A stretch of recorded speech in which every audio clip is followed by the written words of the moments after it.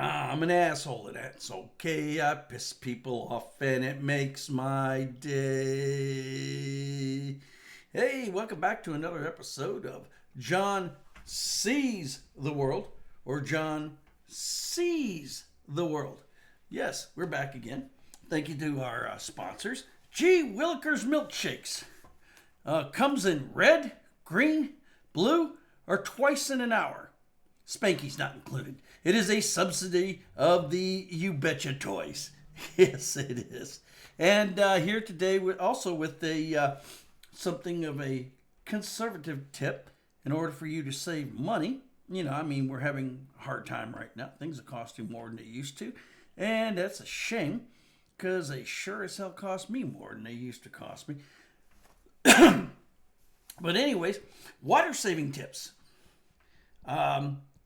A group shower. If you've got a family of 5 or more, a group shower once a week will save you at least 10% on your water bill, 5% on your heating bill, because you don't need to have as much hot water going. You've got all them people heating it up again. Never mind. And just remember, don't drop the soap. Okay, so I've got some stories in store for you here today. Some of these are toy related. Some of them are Christmas related. It's not going to be a very long program today. As you can see, I'm flying solo. Richard, he had to call in. He is on my injured reserve list for tonight. He's got some turf toe going on. Hopefully that'll clear up by next week, and he'll be back. And we'll be sitting here getting drunk and, well, I shouldn't say that, I suppose. But we'll be sitting here drinking beers and laughing and enjoying ourselves. But until then, let's get started. Okay, so the first story I'm going to tell is the Tinker Toy box. Now, I'm not sure I've ever told this story to you before. I know I've told this story to Richard. I'm pretty sure I did anyways. But when I was a wee lad, and, my father was Air Force, 26 years Air Force. And one of my earliest memories was living in Alaska. Elmendorf Air Force Base, just outside of Anchorage, Alaska. This was the early to mid 60s. And cheers, l'chaim. Oh yeah. And kids being kids, my brother and I, being the boys that we were, and being somewhat inquisitive and kind of rotten kids too, in a way, I guess. I remember we had Tinker Toys. Now, I don't know if any of you know what Tinker Toys are. Some of you may be too young to remember Tinker Toys. Tinker Toys was a wooden building set. And what it did is it came with these variety of wooden wheels, usually a lot of them, with holes in them. And you would take these wooden sticks that came with it that were different colors and lengths and such, and you would stick it in the hole of the sprocket, and from there you would build on it. And you would build things, cars, buildings, God knows whatever came to your imagination. It was a toy for kids with imagination. Well, we were sitting in our room one night, just before going to bed. I looked over at my brother, and it occurred to me, and I said, Chris, is it possible, do you think, to fart in a Tinker Toy box? In a Tinker Toy canister, it was a round cylindrical canister, about maybe 4 or 5 inches around. And it stood maybe about 18 inches tall, and it had a metal lid on it. I looked at it and I said, Chris, do you think we could fart in a Tinker Toy box, cover it with the lid, and find that fart the next morning? Okay, so this is getting into fart jokes. I can't help myself, man. Some of this stuff, you have to forgive me, man. Some of this stuff, it just pops into my head from time to time. So we decided to test our premise. So I remember sitting squarely on top of the Tinker Toy box, or canister, squeezing out a nice, juicy, long fart, jumping off of it, taking the metal lid and clamping it down. Once I was satisfied with that, I looked at Chris. Okay, it's time to go to bed. So he went to bed, woke up the next morning. And luckily, I woke up before my brother. And I woke up the next morning and I grabbed that Tinker Toy box and I walked over to where Chris's bed was, and he was still somewhat asleep and such. And I opened the Tinker Toy box right in his face. Oh, the look on his face when he realized what was going on. Oh, it was nasty. It was nasty. He kept saying, nasty, nasty. Yeah, the fart stayed in the Tinker Toy box. So if you're ever wondering about that one, yeah, the fart stays in the Tinker Toy box. There, I just ruined Tinker Toys and toys in general for kids, giving them different ways to use them and such. The next story I'm going to tell you is about ruining Christmas. Now, my brother and I, we believed in Santa Claus like every good kid needs to believe in Santa Claus. You know, once again, we were living in Anchorage, Alaska, and we're about, 6, or I may have been about 7, and Chris was like 6. And it was getting near Christmas time, of course, and there's snow on the ground, and it's cold outside, and the spirit of Christmas, yes.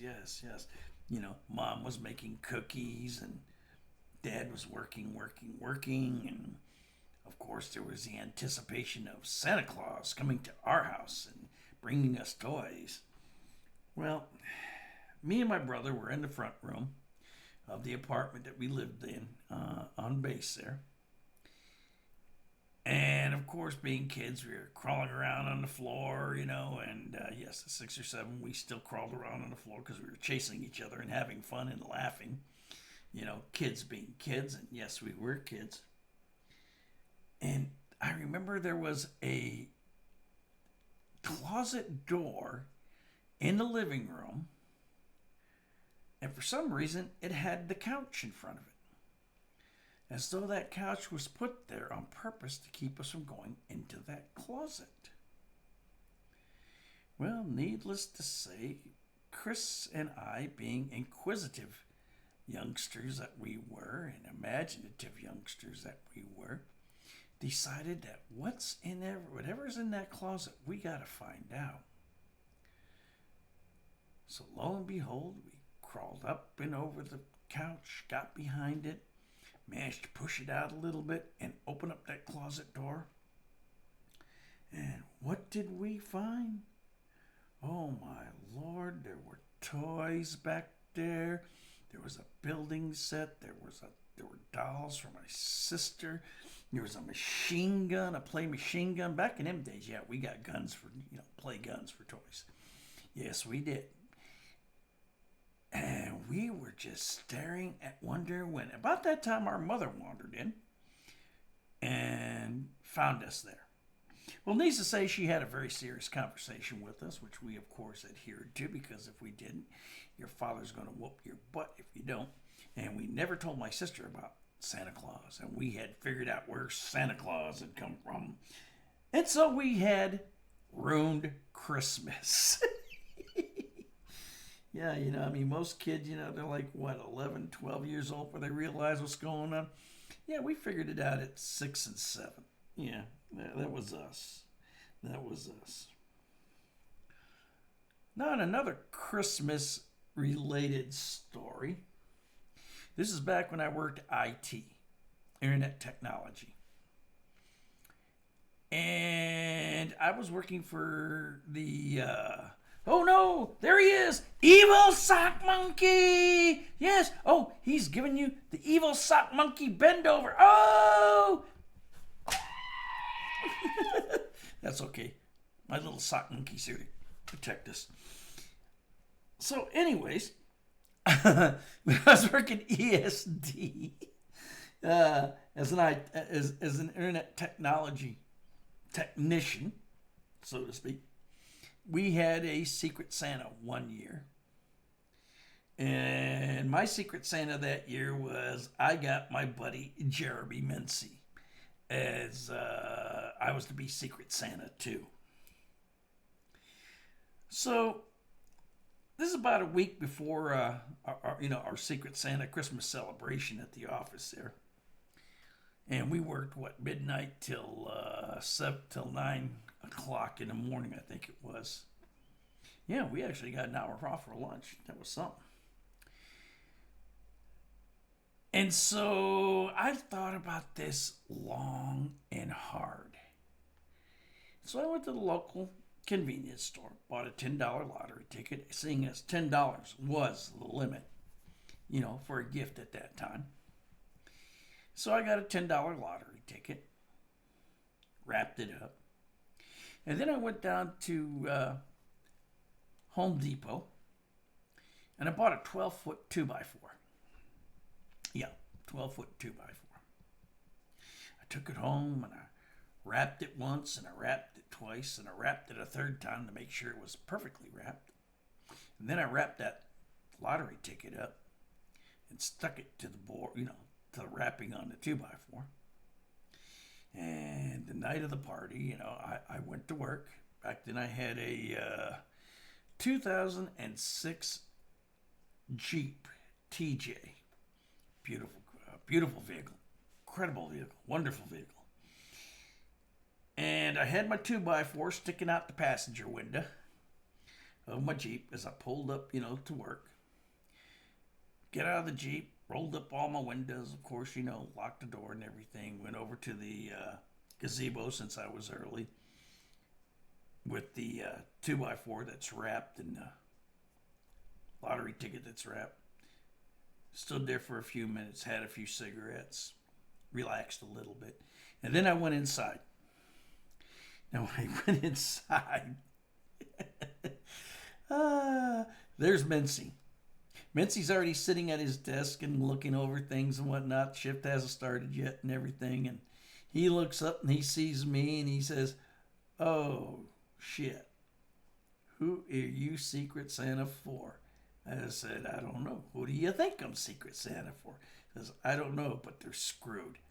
He says, "A 2x4? Only you would come up with the idea of a 2x4. I said, "Well, yeah, it's me, man. It's the way I think. I'm kind of twisted that way." So, yeah, I took the 2x4, put it in a pile. And as the shift began, the supervisor began festivities as well and started handing out gifts. And when he got to the 2x4, he looked at Jeremy. "Jeremy, your Secret Santa has bought you this." And the poor bastard's face just dropped. He's like, "What the hell?" And he took his 2x4, he unwrapped it, looked at it, and he's looking around. "What the hell am I supposed to do with this, John?" I said, "I don't know. That's up to you, man. It's your 2x4. Do with it as you please. But don't miss the $10 lottery ticket attached to it." Well, needless to say, he found the ticket and scratched it, and it wasn't worth a damn.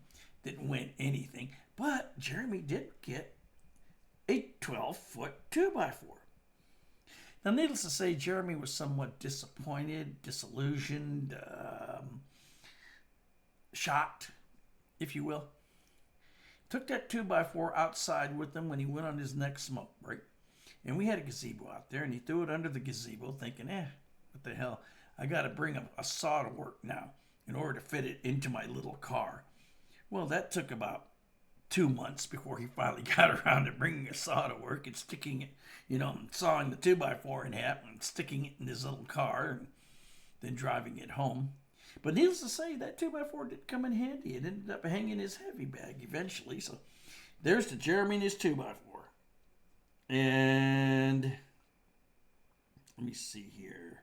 What have we got? Well, we haven't got a lot going on today. Like I said, Richard is not here tonight. It's just me, all by myself. And so I'm keeping this as an abrupt, what's abrupt? As a truncated show because it's more fun when Richard's here. I have a lot more fun doing it, but yeah, I'm still telling the stories and still telling you guys stuff. But it's going on Christmas now. Well, it's coming up on Thanksgiving. Christmas is soon. Sock Monkey Christmas, yes. I don't know. What do you give a sock monkey for Christmas? If y'all are listening to this and y'all have any opinions, please note it in the comments. What would I give my sock monkey for Christmas? Because I'm not sure what to get the sock monkeys. The sock monkeys and the evil sock monkey. Yeah, the evil sock monkey. Oh, by the way, it says the evil sock monkey's name is Jujubes. Who the hell names a sock monkey Jujubes when the eyes don't even match? I don't know. But anyways, get back to us. Let us know what you think. What should I get the sock monkeys for Christmas? And I'll do my best and try to do that. So until next week, this is John. Don't forget about our sponsor, G. Willikers Milkshakes. They come in red, blue, or green, or they come twice an hour. Spankies! Not included.